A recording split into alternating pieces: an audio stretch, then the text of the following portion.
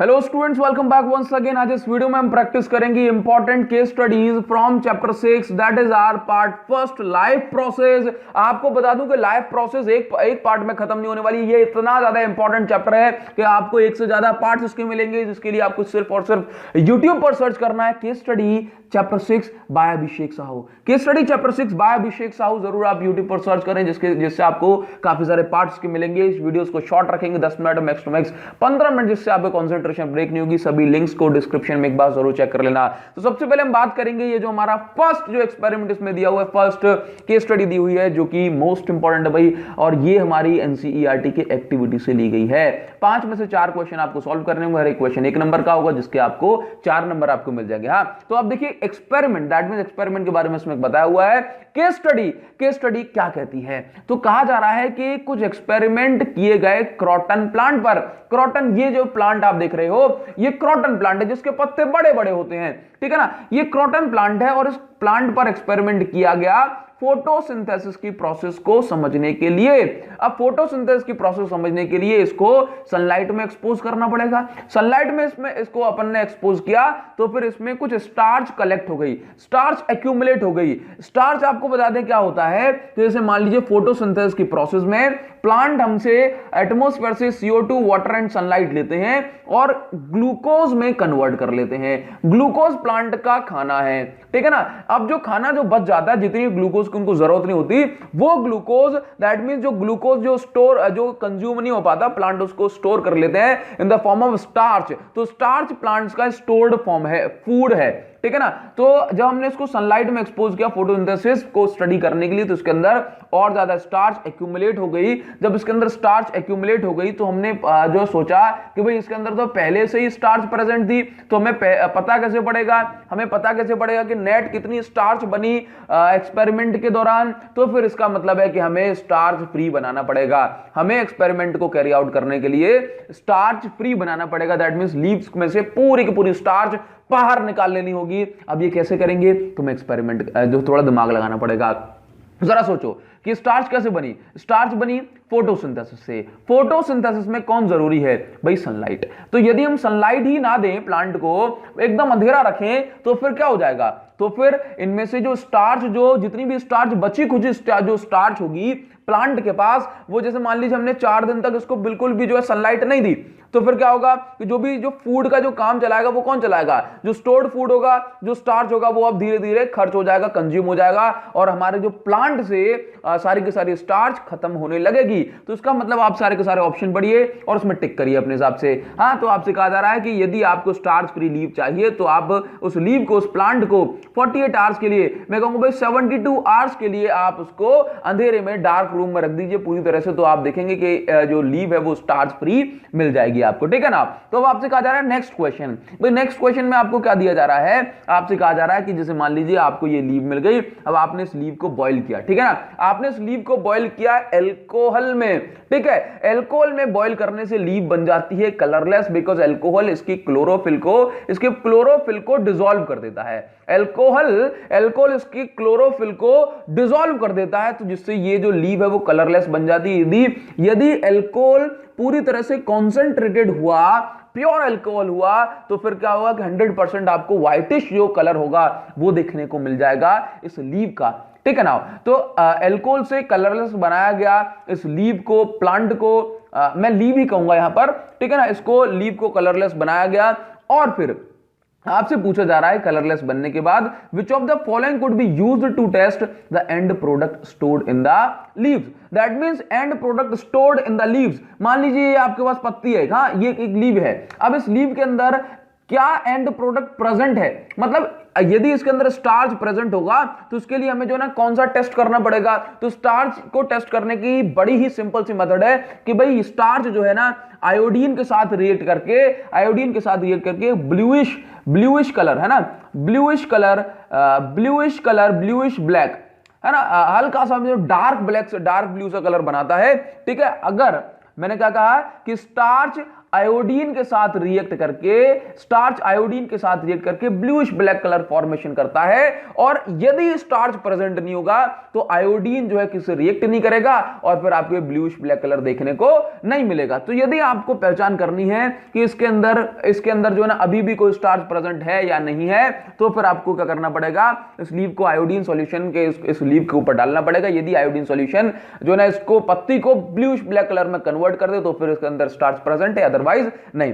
ठीक है ना, आगे बात करेंगे। आगे कहा जा रहा है कि जैसे मान लीजिए आपके पास ये एक लीव है, इस लीव को आपने जो है ना आगे पीछे से चारों ओर से आपने वैक्स या दैट मींस मोम या वेजलिन, वैक्स या वेजलिन से आपने इसको आगे पीछे से कवर कर दिया।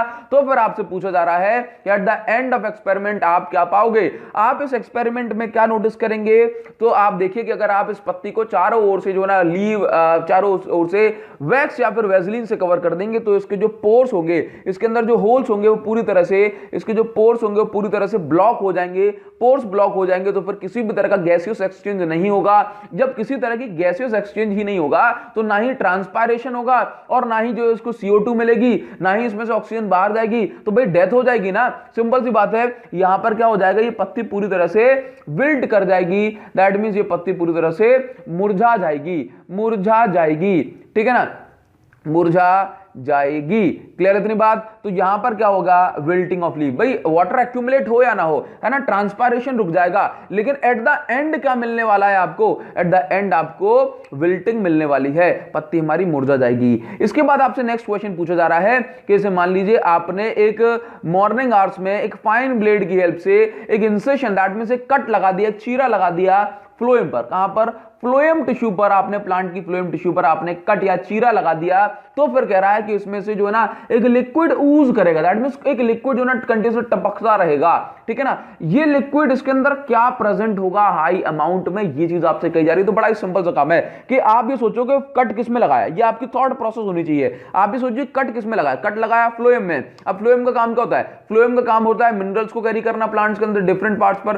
फ्लोएम का काम होता है मिनरल्स को कैरी करना। मिनरल्स के अंदर ये आपने खाना क्या है भाई, इसका खाना है ग्लूकोज। अब ये ग्लूकोज जो है ना प्लांट्स के अंदर जो ट्रेवल करता है या फिर कहूं सर्कुलेट होता है, वो सुक्रोज के फॉर्म में होता है। किस फॉर्म में, सुक्रोज के फॉर्म में। तो इसका करेक्ट आंसर हो जाएगा सुक्रोज। ये जो लिक्विड ऊज करेगा इसमें हाई अमाउंट में सुक्रोज पाया जाएगा।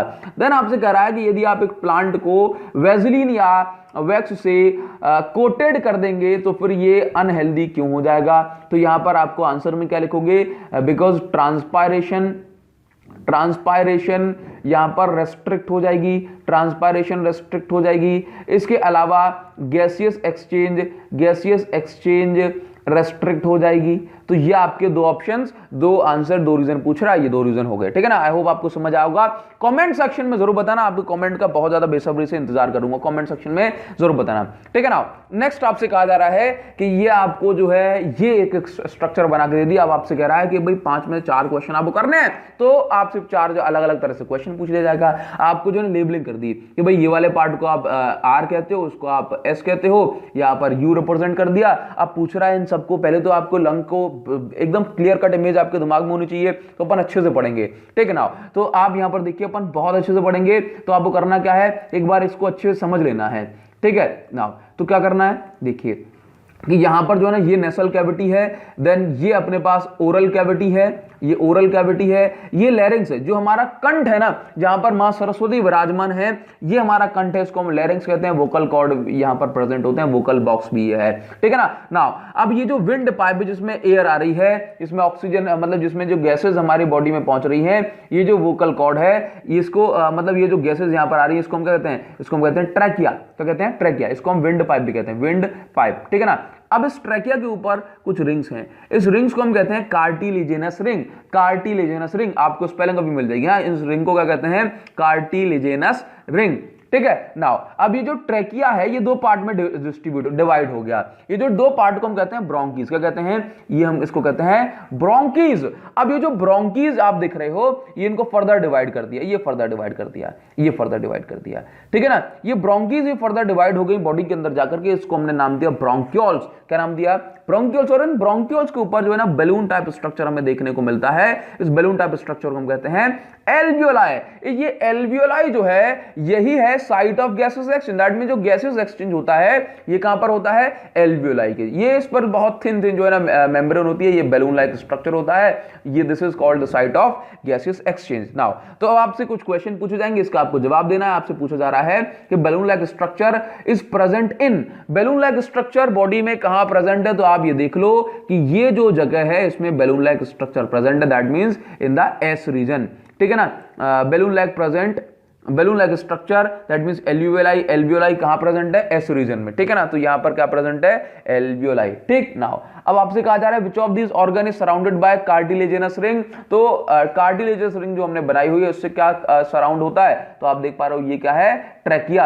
अब ट्रैकिया को रिप्रेजेंट किससे किया है, ट्रैकिया को रिप्रेजेंट किया है आर से, किससे, आर से, बिकॉज इसके अलावा भी जो है ना ये आपका लेरिंग्स वगैरह, फेरिंग्स वगैरह को रिप्रेजेंट किया गया है। इसके बाद कह रहा है कि भाई कौन सा स्टेटमेंट इनकरेक्ट है, तो आप देख रहे हो ना कि रेस्पिरेशन के लिए जो प्राइमरी ऑर्गन है, रेस्पिरेशन के लिए जो प्राइमरी ऑर्गन है वो लंग्स ही है, ठीक है। और आपसे कहा जा रहा है कि लंग सेकेंडरी ऑर्गन है, तो यही हमारा जो है करेक्ट ऑप्शन हो जाएगा, ठीक है। Lungs is the primary organ for respiration, और इसमें सेकेंडरी लिख के दिया है, बाकी ये सारे के सारे ऑप्शंस सही हैं। नाउ अब आपसे कहा जा रहा है trachea is divided into smaller tube. Trachea को दो स्मॉलर ट्यूब में डिवाइड कर दिया, इनको क्या नाम दिया गया, इनको नाम दिया गया ब्रोंकीज। क्या नाम दिया गया, ब्रोंकीज। ब्रोंकीज जब फर्दर डिवाइड हो जाएंगे, ब्रोंकीज जब फर्दर डिवाइड हो जाएंगे एकदम ट्री के फॉर्म में, तो इसको नाम दिया जाएगा ब्रोंक्यूल्स। हाँ, तो इसका करेक्ट ऑप्शन जो हो जाएगा, करेक्ट ऑप्शन इज ए, ठीक। नाउ अब आपसे कहा जा रहा है balloon like structure is the site of gaseous exchange, ठीक है ना। नाउ क्लियर हो जाएगा ये, आगे बढ़ते हैं। अब देखिए यहां पर जो नेक्स्ट केस स्टडी हमें मिल रही है that is from human digestive system. इसके लिए हमें एलिमेंट्री कैनाल को थोड़ा सा पढ़ा लिखा जरूर होना चाहिए, ठीक है ना। चलिए तो यहां पर सबसे पहला क्वेश्चन इसको लेकर के पूछ रहा है which of these correctly represents level B C D E. अब देखो B C D E, B क्या होता है हमारा, बी होता है ओसोफेगस, जिसको हम कहते हैं फूड पाइप। क्या कहते हैं, फूड पाइप। तो क्या आप यहां पर बी क्या है, ओसोफेगस दिखाई दे रहा है, ठीक है। नाउ इसके बाद आप ये देखो सी क्या रिप्रेजेंट कर रहा है, लिवर को रिप्रेजेंट कर रहा है, ठीक है। नाउ डी क्या रिप्रेजेंट कर रहा है, स्टमक को। और ई क्या रिप्रेजेंट कर रहा है, ई जहां पर जैसे मान लीजिए स्टमक का ये जो टर्न होता है, जैसे मान लीजिए स्टमक का ये जो टर्न है इसको हम डिओडेनम कहते हैं। क्या कहते हैं, डिओडेनम। लेकिन यहां पर डिओडेनम ऑप्शन में प्रेजेंट नहीं है, तो आप इस एरो को थोड़ा सा पीछे कर लें, तो फिर ये पेनक्रियास को रिप्रेजेंट करेगा, हमारा करेक्ट ऑप्शन हो जाएगा ए। देख रहे हो ना, B oesophagus, liver, stomach and pancreas. इसके बाद नेक्स्ट क्वेश्चन जो हमें दिया हुआ है उसमें पूछा जा रहा है secretion that is released by level सी।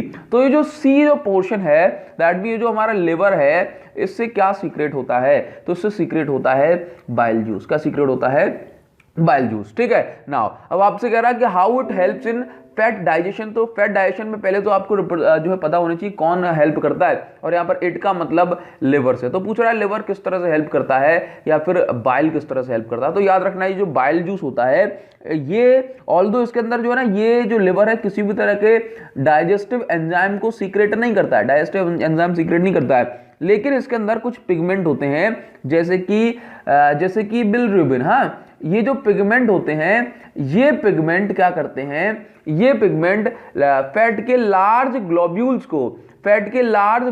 को ये ब्रेक करते हैं, सो दैट इस पर ये ब्रेक करते हैं स्मॉलर ग्लोब्यूल्स में, सो दैट ये इन पर डाइजेस्टिव एंजाइम प्रॉपर वर्क कर सके, ठीक है ना। Digestion of food starts at A. तो डाइजेशन ऑफ फैट कैसे, डाइजेशन ऑफ फूड कहां से स्टार्ट होता है, तो फ्रॉम द माउथ।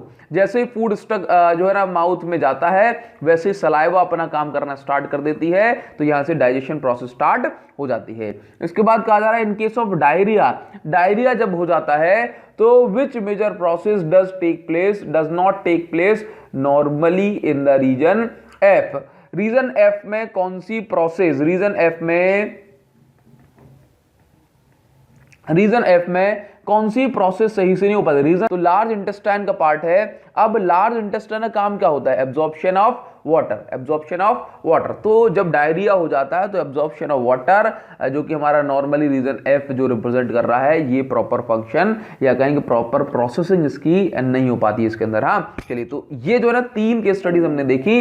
इसके बाद आपको इसके करीब 2 पार्ट और मिलेंगे जिसको आपको YouTube पर सर्च करना है, case studies bye Abhishek Sahu chapter 6, तो आपको मिल जाएंगे। पार्ट 2 लिख देना। ओके, तो आई होप आपको ये सारी चीजें क्लियर हुई होंगी। नाउ आपसे मिलेंगे बिल्कुल नेक्स्ट वीडियो में। Thank you so much guys, thanks a lot.